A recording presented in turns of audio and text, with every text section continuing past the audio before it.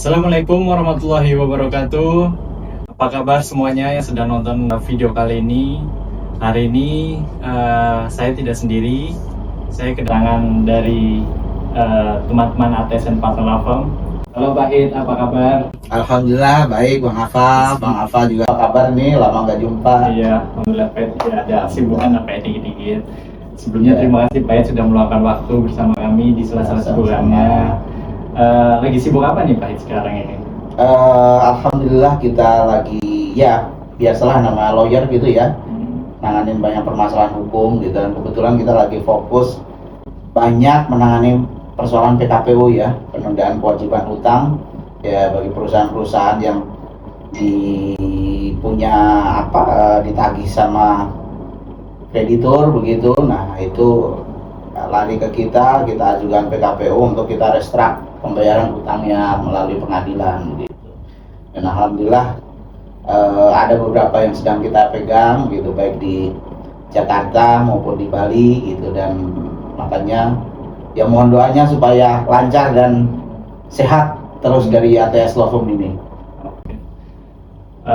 Tapi ngomong-ngomong nih Pak Hid, tumben nih Pak Hid sendiri nih.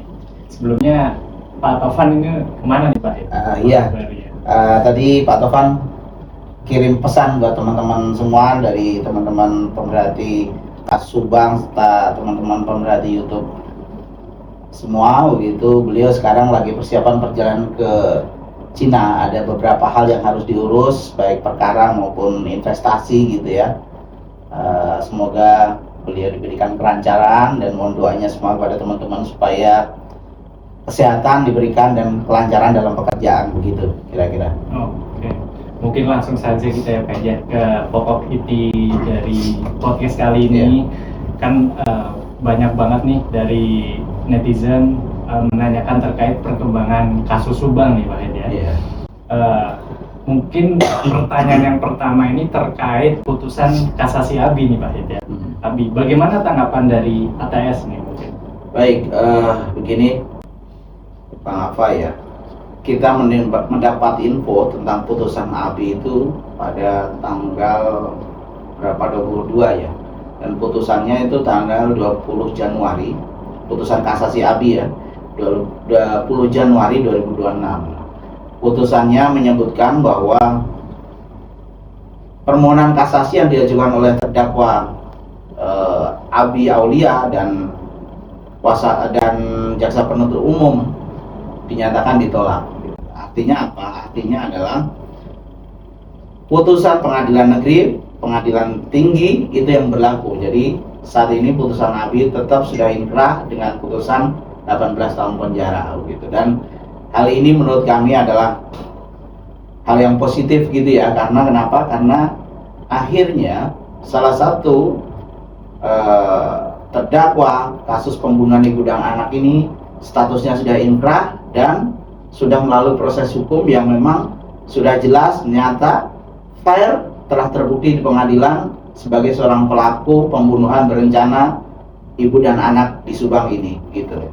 Jadi kita bersyukur sekali.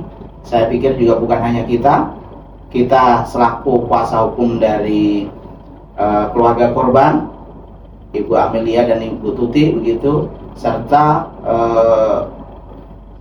kuasa hukum dari Saudara Ramdhanu sebagai saksi yang membongkar kasus ini, sangat bersyukur sekali akhirnya kasus Subang ini ada titik temu dan salah satu tersangka atau terdakwa telah dihukum 18 tahun penjara dan sudah inkrah. Jadi sudah ada 3 orang dalam hal ini. Ada Bapak Yosef sudah dihukum, sudah inkrah. Ada Ramdhanu sudah inkrah juga. Ada Abi yang sudah inkrah juga. Dan alhamdulillah Ramdhanu juga sudah menjalani hukuman yang lumayan lama gitu, dan insya Allah sebentar lagi juga akan menghirup udara bebas ya, kurang lebih sekitar bulan Agustus 2006. Saudara Ramdhanu ini insya Allah bisa menghirup udara bebas gitu. Jadi artinya perjuangan dari teman-teman ATS ini terkait Ramdhanu ya sini Pak ya, artinya sudah memuaskan bukan kalau dari tim ATS sendiri? Iya, terus terang kami juga bersyukur gitu ya. Ini bukan hanya perjuangan dari tim ATS, ini perjuangan dari seluruh netizen, seluruh masyarakat Indonesia, seluruh warga Subang yang telah dengan sabar, dengan ikhlas, dengan konsisten mengawal kasus Subang ini sehingga bisa sampai di titik ini. Karena tanpa ada pengawalan atau support dari para netizen, dari pemerhati kasus Subang, dari masyarakat Indonesia, saya pikir akan sulit kasus ini bisa terpecahkan atau terselesaikan sampai di titik ini, gitu Pak. Terima kasih Pak Hid. Kalau kita berbicara masih agak menyerempet nih ya Pak Hid, terkait kasusnya Mimin dan Ariki. Dari pandangan ATS Lavoni sendiri seperti apa? Iya, pada saat awal klien kami membongkar kasus pembunuhan ibu dan anak di Subang ini, di situ ada beberapa pelaku, yakni klien kami, Saudara Ramdhanu sebagai justice kolaborator, sebagai saksi sekaligus jadi tersangka juga. Terus kemudian ada Bapak Yosef, ada juga Abi, ada juga Mimin dan Arigi. Ini 5 orang nih. 5 orang yang telah dinyatakan bersama-sama dalam kasus pembunuhan ibu dan anak di Subang. Ini 3 sudah dihukum, sudah divonis sampai tingkat kasasi dan telah inkrah putusannya. Tinggal 2 orang, tinggal Arigi dan Mimin. Nah, Arigi dan Mimin ini oleh pihak kepolisian sudah dinyatakan sebagai tersangka dan sudah dilakukan juga pra-peradilan terhadap keduanya ini oleh kuasa hukumnya, dan pra-peradilannya ditolak. Artinya apa? Status tersangkanya secara hukum adalah sah, gitu ya. Nah, ketika status hukum kedua tersangka ini sudah sah, di sini ada kewajiban dari aparat penegak hukum untuk menindaklanjuti proses selanjutnya. Ini kita kita tekankan kepada para penegak hukum, baik kepolisian maupun kejaksaan, bahwa pertama, kenapa kedua tersangka ini harus segera diproses, harus segera disidangkan, karena kami dengar bahwa kedua tersangka ini udah P21 perkaranya. Ini harus dibawa ke proses persidangan. Kenapa? Karena pertama, agar kasus ini bisa terang benderang, terbuka. Jadi selesai secara menyeluruh. Artinya keadilan dan kepastian hukum bisa tercapai. Terus kedua, bahwa hak daripada keluarga dan korban terpenuhi karena para pelaku telah diadili. Ketiga, bahwa ketiga tersangka ini juga punya hak sebetulnya untuk membela diri, gitu ya. Ketika digantung terus statusnya sebagai tersangka, ya, ini kan artinya memberikan hal yang tidak baik terhadap mereka. Mereka juga butuh kepastian. Kalau memang mereka bukan pelaku, ya silakan segera uji di persidangan, mereka terbukti atau tidak. Kalau tidak terbukti bebaskan, kalau terbukti ya harus menjalani hukuman, gitu. Biar mereka ini ada kepastian hukum, gitu ya. Jadi kita menuntut penyelesaian kasus Subang ini secara menyeluruh, bukan kami ini dendam atau apa, bukan. Kami juga ingin kepastian hukum. Kami dan keluarga ini dapat kepastian hukum, dan para pelaku juga mendapatkan kepastian hukum. Mereka sebagai pelaku atau memang tidak. Kalau tidak, silahkan dibersihkan nama baiknya dan keluarganya, begitu. Kalau dilihat dari kasusnya itu kan sangat kompleks sekali, gitu ya. Mungkin apakah ada obstruction of justice dalam perkara tersebut, gitu Pak? Iya. Bagaimana perkara? Kalau obstruction of justice itu kemarin memang sudah ada di situ ya, karena dari proses awalnya mungkin sama-sama kita tahu bahwa perkara ini menjadi sulit dari 2001 dan 2003 baru terbuka. Itu kan memang ada orang yang menghalangi dalam proses penyelidikan dan penyidikan itu, sehingga perkara ini tertutup sedemikian lama sehingga akhirnya publik jadi terus bertanya-tanya, apakah masih ada keadilan, apakah masih bisa ditemukan kebenaran dalam proses pembunuhan ibu dan anak ini, gitu ya.